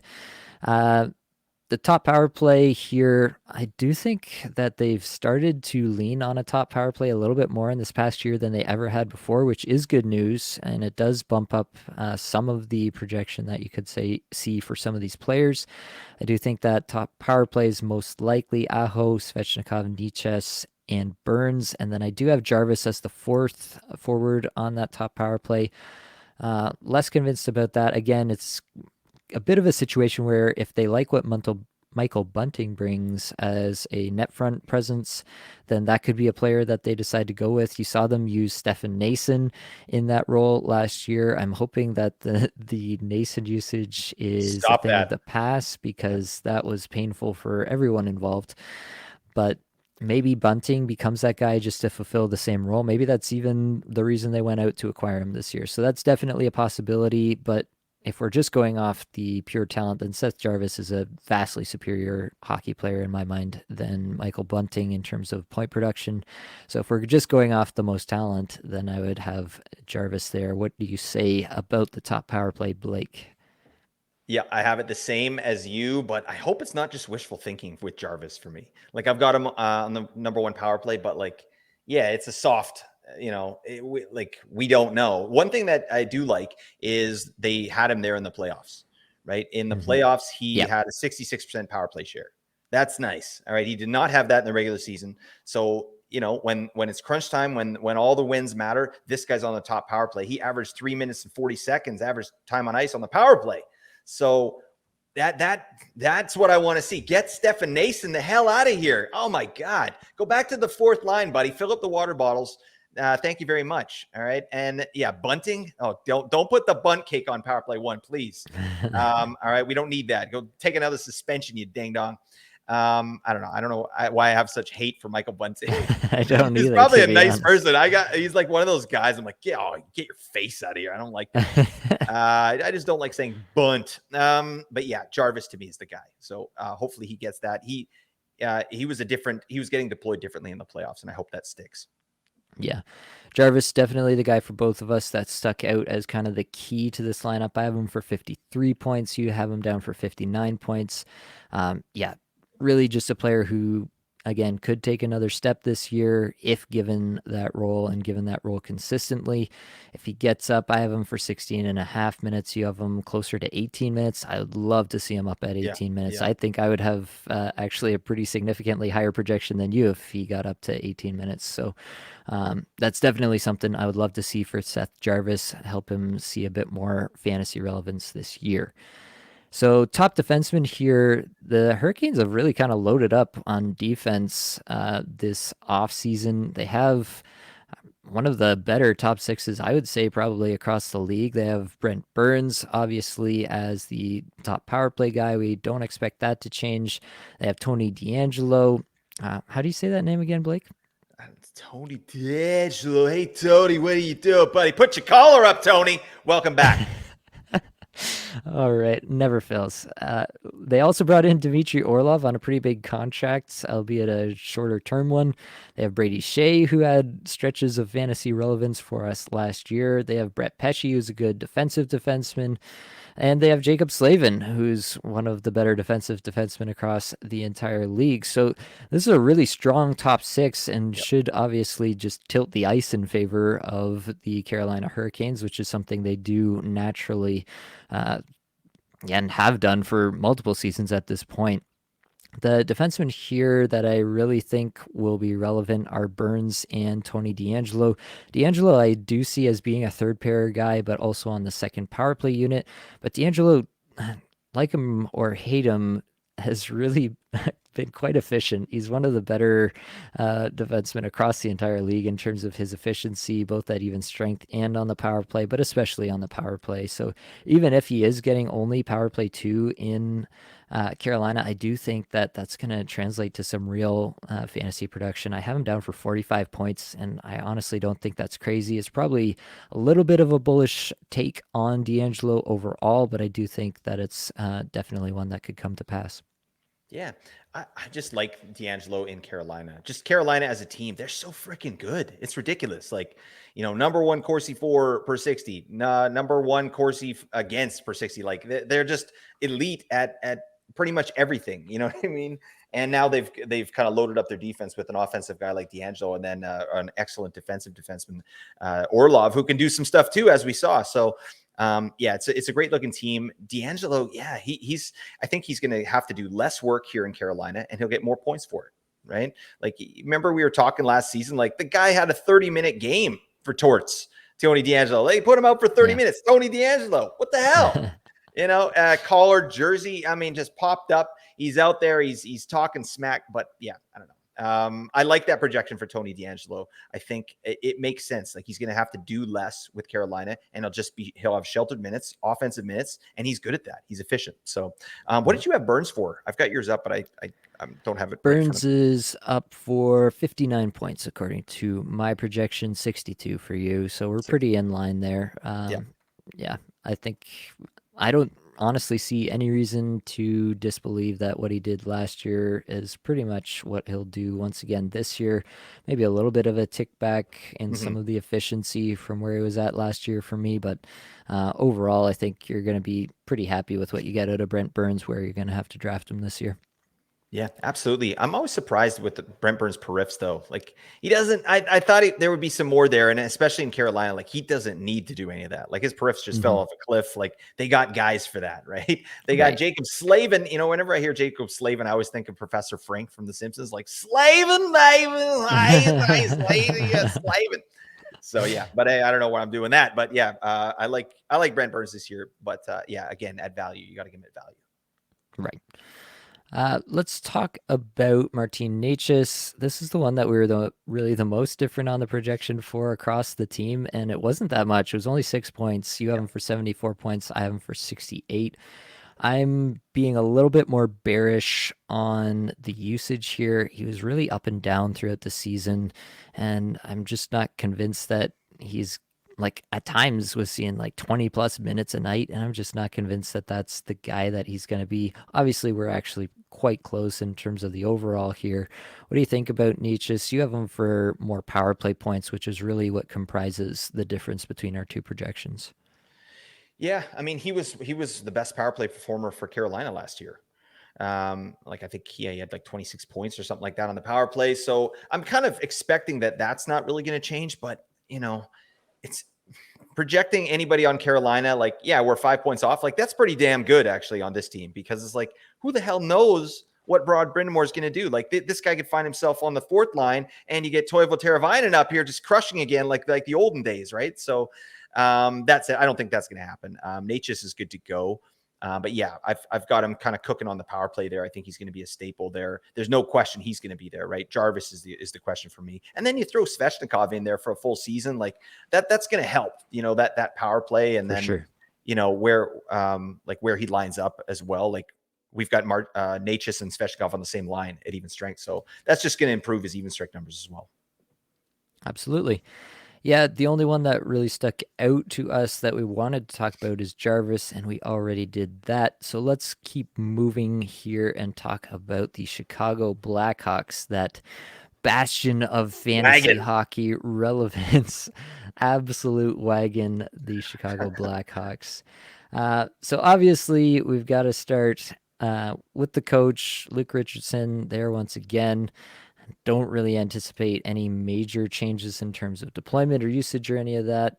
I think it'll be pretty similar, but the big player change obviously here is Connor Bedard coming in as the number one overall pick. Much ballyhooed number one overall selection being compared to McDavid and Matthews and the other elite number one overall picks of recent memory. I do think Bedard is all that. I do have him projected for a 71 point season at this point. I did choose to project Bedard again. Mentioned it before. Haven't really projected any of the other rookies, but Bedard was one that there's a lot of data out Yep. there on Bedard if you're willing to dig for it. So I felt actually pretty good about putting together a projection for Bedard, at least in terms of the point projection here. He's a massive, massive shot producer. I have him down for 287 shots. Uh, Holy. so I do think that that's going to be a facet of his game right from the start.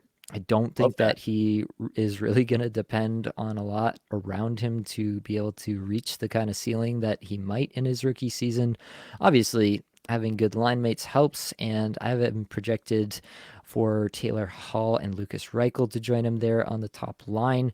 And then the second line there would be Tyler Johnson, Andreas Athanasiou, and Taylor Radish, which is truly disgusting. Spare Uh, parts. yeah. Anything in that top six that you want to comment on, Blake? That it stinks. Um, I like Andreas Athanasiou actually. I like watching him play. He's fast.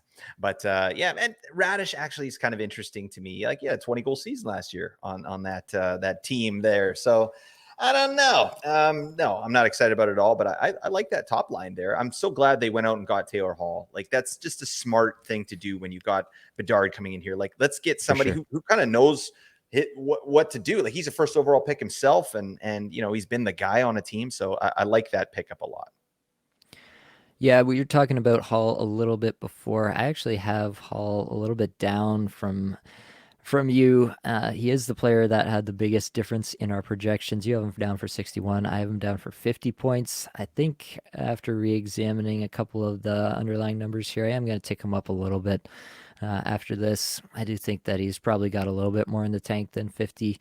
Um, yeah, I fully expect him to be stapled to Bedard all season long and to benefit from that pretty significantly.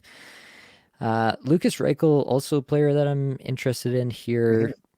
Really hard to say. Obviously, we have very little data on him after just starting his rookie season last year, but I do think this is, again, a player who could complement Bedard in a lot of ways, could be a little bit more of that playmaking influence on that line and really fit in pretty well. So I am a little bit excited about what Reichel could be in a ceiling scenario where he really starts to take off in what will be his sophomore season here.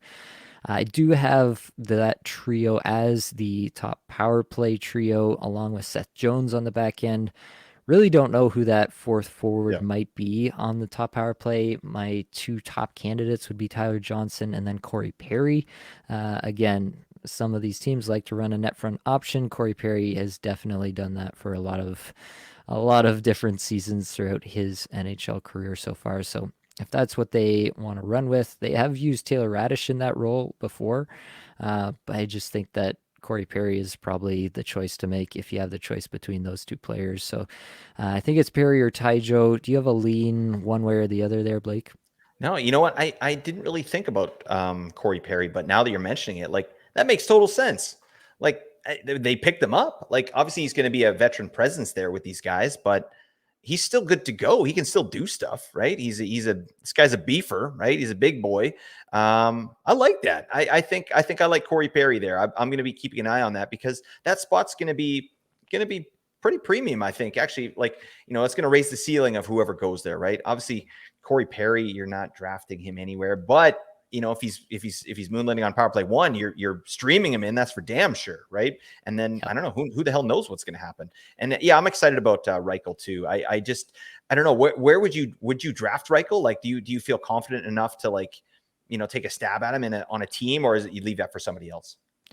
Yeah, I don't think I'm drafting him in at least conventionally sized leagues, 12 team leagues with, two center, two left wing, two right wing, maybe a couple utility spots. I'm still not going to be drafting him in those leagues, but he is still a watch list player for me. I Yeah, like I like upside, right? And yeah, the unknown of Reichel paints me a picture where I could get behind his upside in a case where Bedard goes off and has a 90-point rookie season and Lucas Reichel is along for the ride every step yeah. of the way. Like, who's to say he can be there with a 60, 65 point season at the end of the day?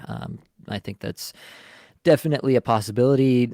Probably not a very likely one, but at Right. least one worth monitoring as we get into the season. Top defenseman, honestly, this is Seth Jones and absolutely nobody else. I really couldn't even bring myself to try to project anyone else on this team. I usually try to do at least two defensemen from every team and figure out who the second power play quarterback is going to be. I have no idea what they're going to do in Chicago, and I'm really unconvinced that it'll ever matter for fantasy purposes. So, Seth Jones, honestly think both of us have a pretty solid projection. You have him for 53 points, I have him for 49. He's obviously going to hit. He's obviously going to block. He's going to shoot. He's going to do all the things that we need for fantasy, and he's going to play a ton of minutes. So I really think that Seth Jones has a really solid floor. There's probably going to be stretches where Chicago's going dry, and you're going to be like, Seth Jones, what a waste of a pick. But I think at this point, Seth Jones is going to be going later in drafts. He's Yeah. going to be a little bit of a value this year, and I'm here for it with Seth Jones. Yep, I agree with all that. Everything I've seen in my mocks and these best ball drafts that we're doing, Seth Jones is going late. So that's a steal. That's a value. This is like what you talked about in your pod at the end of the season. Like this is a power play one defenseman you can get late. And he's going to hit. He's probably going to get 20 power play points next season. I think that's Yeah. pretty reasonable with awesome periffs. Yep. I'm absolutely here for Seth Jones this year. We talked about the biggest difference in projections being Taylor Hall, and I kind of capitulated a little bit on that one. I think maybe I was being a little bit too bearish on and just got down in the dumps with Join me, Nate. how Yeah. bad the Join me on the Chicago dark team side. was. Just predict Yeah. everybody's going to have a career year. There you go. I don't know about career year for Yeah. Taylor Hall. That'd be quite the season, but Yeah, another Hart Trophy for the man. There you go. that would be pretty impressive at this stage. But yeah, I do think that he probably has a little bit more upside than I'm giving him credit for. I think the team context probably has a little bit more upside than I'm giving it credit for, just because I do think he gets stuck beside Connor Bedard all season long. And honestly, I just think Bedard's that dude. Yeah. I'm buying in on the hype, and Bedard has been going very high in some drafts that I've seen. And I don't think I'm ready to go ahead and draft Bedard when there's other more established options on the draft board. But yeah, I think that Bedard is exactly that guy. Austin Matthews had a 40 goal season his first season in the league. I think something in that range is definitely a possibility for a guy like Bedard. It's the Calder race this year. I mean, I think it's got to be Bedard's, but it's so awesome. There's so many good rookies playing this year. Like it's exciting. We've had a couple seasons of like really down rookies. We're like, oh, Mm-hmm. yay. Like Owen Power, wasn't he like nominated for the Calder? Like, what the no, he's okay. Like, yeah, Connor Bedard, Logan Cooley, like Peltier, even just guys we're talking about right now. Holy Nikes, it's gonna be awesome. All right. We got to get to the last team here, which is the Colorado Avalanche. Obviously, they're not going to be making a coaching change unless things really go off the rails anytime soon. Jared Bednar's back there. Top line here, I don't really know, honestly, how this top line group might shake out. Right now, I've kind of capitulated and said that it's McKinnon, it's Rantanen, and then Drouin will be there. Obviously, everyone's talking about the Halifax Moosehead connection between Drouin and McKinnon, and they're thinking that that might be a situation in which Drouin is put on that top line to play with McKinnon again. I don't know how much I buy the junior teammate narrative after what have they been in the league for 7, 8 seasons at this point, but Right. um, there's at least a narrative you can tell yourself. And realistically, I think that the second line makes a lot of sense to be Johansson with Lehkonen and Nichushkin. And so just the way that that makes sense kind of pushes me to have Drouin on that top line. I will say I'm still holding a candle for Ross Colton to I know. potentially play Please, wing come on on. that top line. So anything in that top six that you want to dig in a little more on, Blake? No, I'm with you. I mean, I'm holding the candle for Colton to get line two, instead of Rigel. Like, get Mm-hmm. that man out of here. Get that, that lettuce headed beauty out of here. No, we need Ross Colton in here, and we need him now. All right, but I just have a feeling Colton's he's gonna be toiling away on the third line there, so that's fine. But yeah, I think this is how it shakes out. For sure. The top power play there, I do think, is probably set in stone. McKinnon, Rantanen, Nichushkin, Lehkonen, Makar. Anything that you want to say there, Blake? I don't see any way with this new group that they go away from that, to be honest. No, let's go with Old Faithful. And it's not even just Old Faithful. These guys are incendiary. It's going to be an awesome season for their power play. For sure. One thing I will say is Nichushkin, like, he's never been charged with anything stemming from that incident where there was the intoxicated woman found in his hotel room. It was very weird. He left the Yep. team.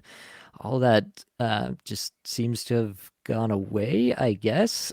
Like, I'm still a little bit leery of Nichushkin in drafts just because I feel like, what if there's a Yep. situation where all of a sudden it comes out that, you know, Yeah. there are Worst proceedings case happening scenario. now. Yeah. Yeah. Yeah, I'm just the tiniest bit leery of Nichushkin just for that reason. So I will throw that out there just for people to keep in the back of their minds.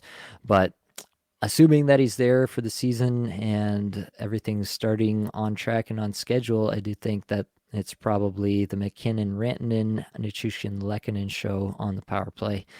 Now, the defensemen in Colorado are definitely fantasy relevant. We've had four of them be fantasy relevant this past season. Obviously, Cale Makar, the number one fantasy defenseman the last 2 years, at least by draft position. And then you've got Devin Taves, who generates a ton of time on ice on a very good team and therefore runs into a lot of fantasy goodness. Bowen Byram, who is one of the most efficient defensemen in the entire league. And we have Samuel Girard, who had a really solid season last year.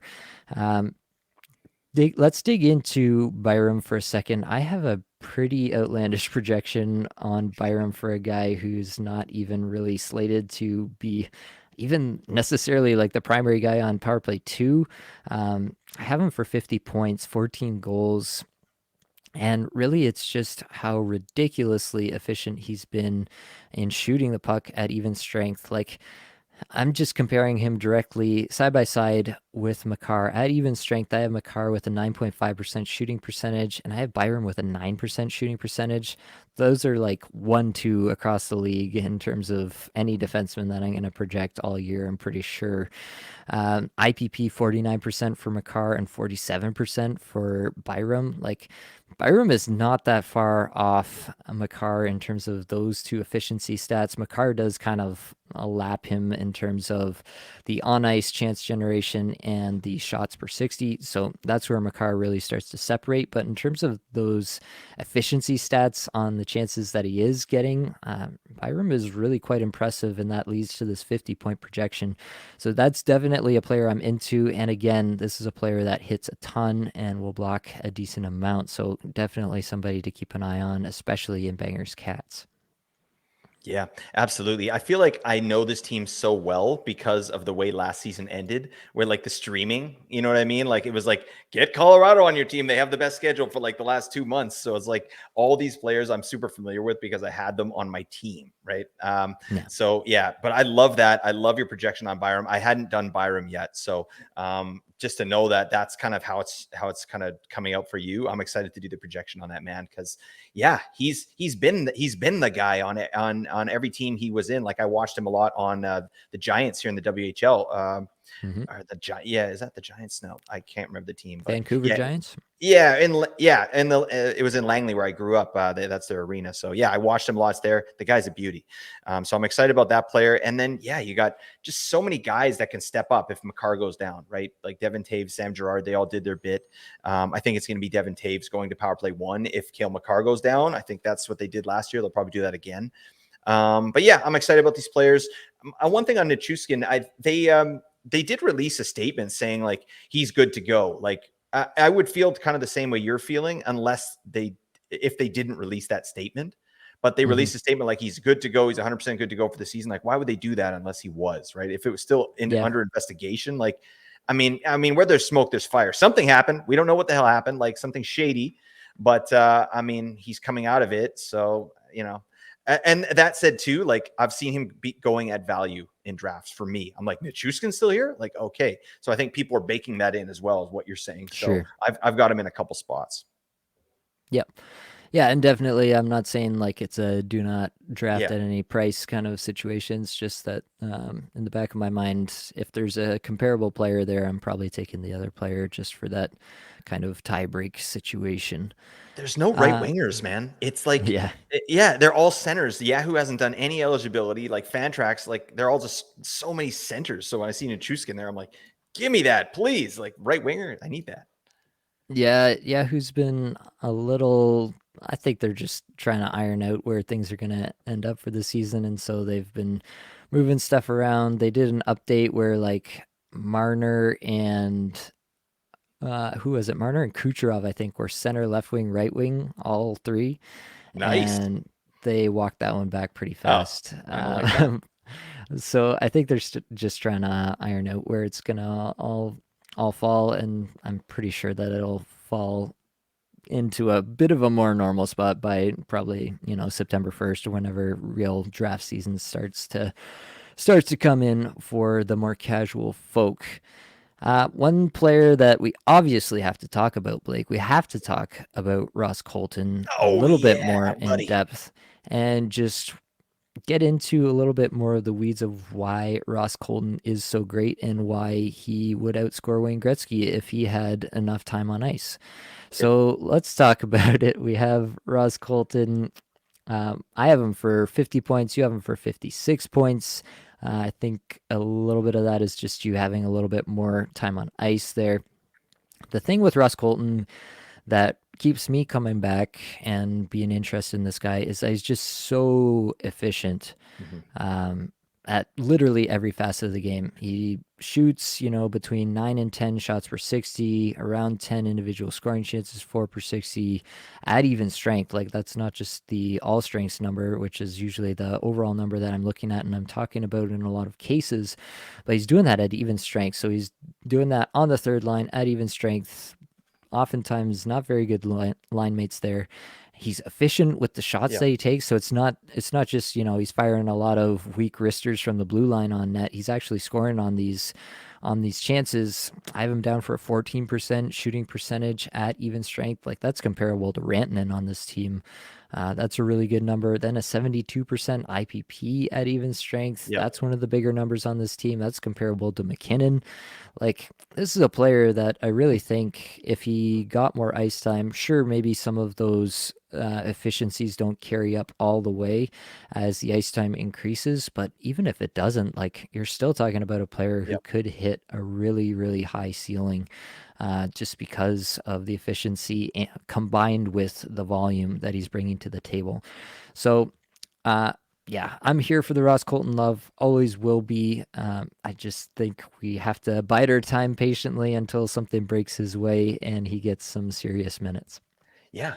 He's one of those guys, like, you stash him. You know what I mean? You pick him up. Like, I've reached for Ross Colton a couple times in drafts. Like, and I will continue to do that. Like, not a crazy reach, but maybe a round or two, just so I get him on my team because you know, he might not get the opportunity right off the bat. Maybe he does. Maybe he's in that top 6. What the Yeah. hell? Oh my God. Like, I've got him projected for like, 15, just over 15 minutes, right? His previous high time on ice is like in the 12-minute range, right? So he's already going to be cooking there. And like you said, he's been efficient the entire time he's been playing in the NHL. The IPP, ridiculous. That's not going anywhere.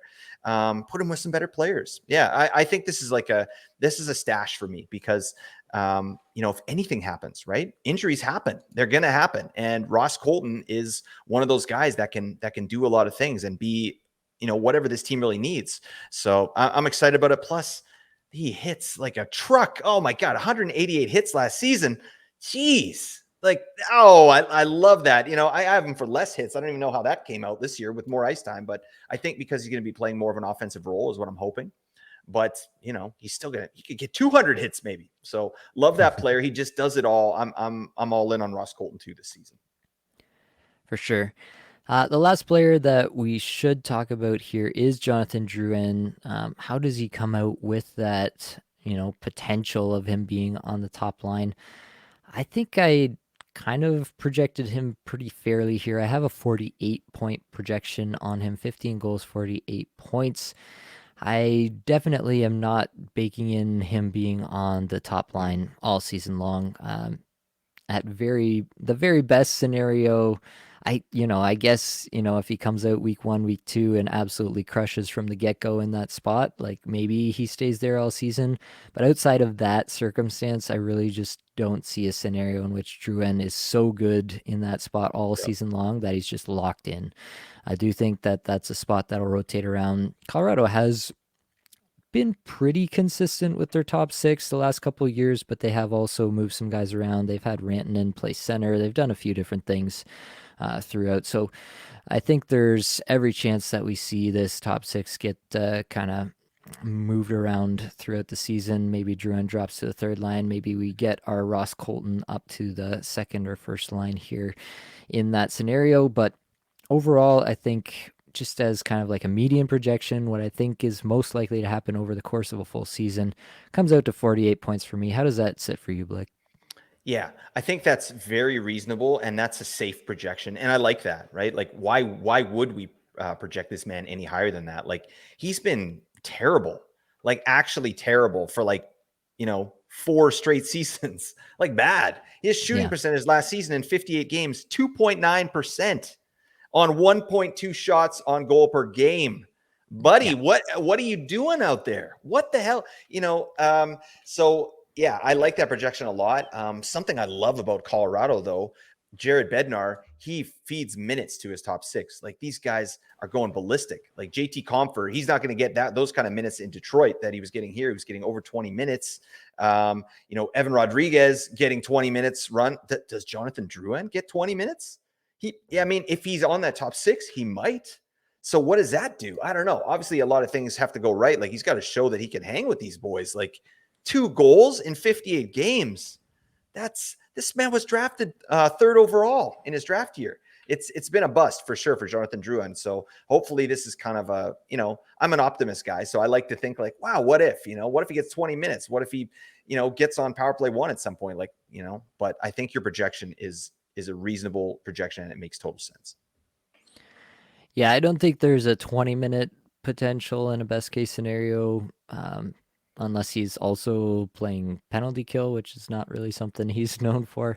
But definitely like an 18-minute ceiling projection is definitely within the range of outcomes. I think I could see that, especially if he unseated someone on the top power play somehow. That's definitely a possibility there. All right, Blake. Well, this was an absolute beefer. We beefed it. And there will be 3 more of these because we've got a whole bunch more teams that we got to get through. We've got 24 more teams we've got to get through.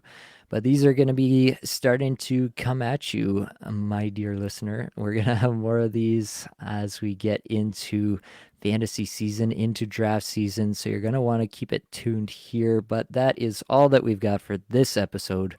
Hopefully, it brought you some value, helped you get a little bit better at fantasy hockey today. All the advanced stats you heard today came from Natural Stat Trick, a terrific free resource. You should check it out. Many thanks to the band there for supplying the music for the podcast. Be sure to check out their Spotify as well. That's it, folks. Much love.